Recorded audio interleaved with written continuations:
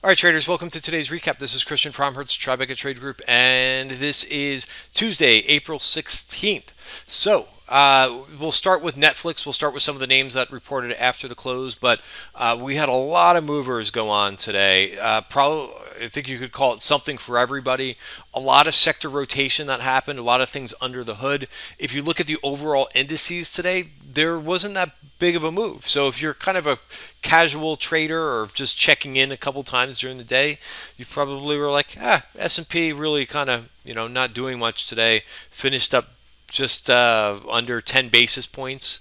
So the Qs finished up 34 basis points, and IWM was also fractionally higher, the small cap ETF. But if you take a look at some of the sectors, things were flying all over the place today. So I'll get into that. Let me cover some of the names that reported earnings after the close. Netflix, great example of a virgin point of control. My goodness, they're a little bit weaker because of their subscriptions going out, and their guidance was a little bit weaker than expected.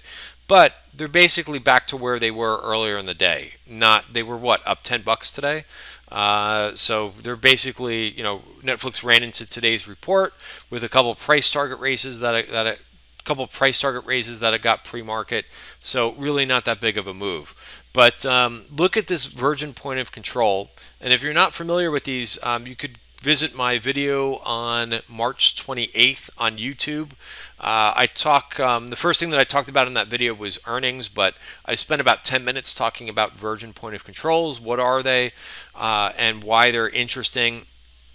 And you could see that's as far as Netflix tagged this virgin point of control from back here in January. Pretty impressive, right? So again, I'll give you a quick 30 seconds about this. Why is this significant? Why did it come down to this 226 level? Because it's kind of like an unfilled gap, right? So value areas, what they are is is the volume at price over a period. So in this case, because I'm on the 1 hour bar, each value area is based on 1 week. So this value area that I'm pointing to back in January was from this period, right, that I'm going over with the cursor. Now notice that this value area price never got to the point of control, right? It never passed through this line. Notice on every subsequent value area since, price has gone through that point of control.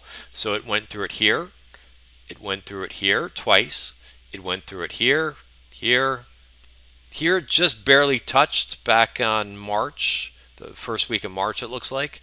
Here it passed through it, here it passed through the value area point of control, here, here, here, and here as well. This is the last one that it didn't, and this was where price kind of sought out a relevant area that price had not revisited. So we see this time and time again with virgin point of controls, and that's why I use them. That's why I trade with them.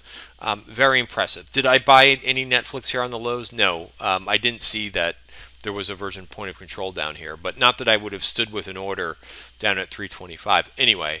But just impressive that how well the indicator works. So that's Netflix. IBM also reported they're down. They're usually, and they also took out a virgin point of control. Same deal. Notice this value area price didn't even go through any of it a couple weeks ago. So boom, there's your virgin point of control there too. Again, people think I draw these things manually. This is what our MarketWeb's indicator does for us. It automatically draws whenever price hasn't filled this value area. It will automatically draw that out. And then once it's taken out, it's over with. It's kind of, like I said, of how a gap works. It becomes filled and it's over with. A couple other names, CSX, really interesting, I thought. CSX is now at all-time highs, I believe.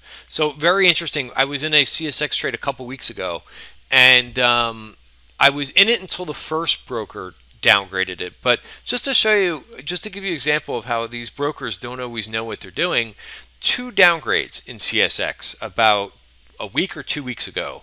I think one was 2 weeks ago, the other one was last week. And both of them are wrong. So CSX up nicely.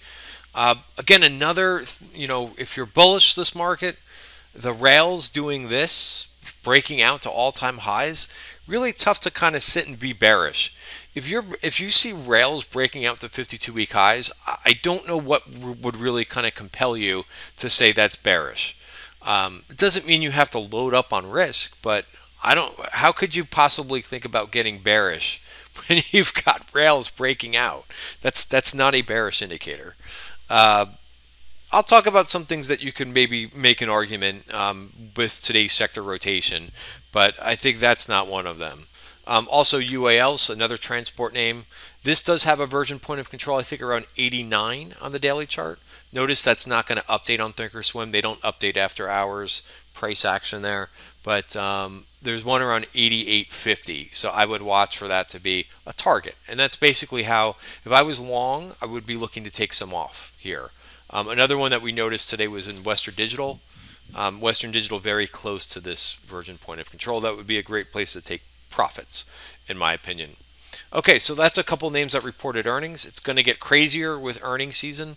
Let's talk about the sector winners and losers today. So SMH, biggest, I mean, again, also very difficult to get bearish on the market when you've got rails and you've got transports doing what they're doing, rails breaking out, and you've got semiconductors breaking out. Now, a lot of this was Qualcomm. They had a court decision today. So, you know, I would say this for Qualcomm. I think it's really difficult to stay in a swing trade. I was in Qualcomm calls about a month and a half ago, made money on them when this thing got into the value area. But I'll tell you, you know, when there's a court case and a court decision upcoming, really difficult to stay in a big chunky trade unless you really have a good sense of the probability that they're going to win the case. Now, granted, there's been a lot of call positioning in Qualcomm, so apparently somebody had a pretty bullish view that they were going to win the case. But for me personally, I can't really stay in a big chunky trade knowing that there's a court decision because I don't really have any edge with that.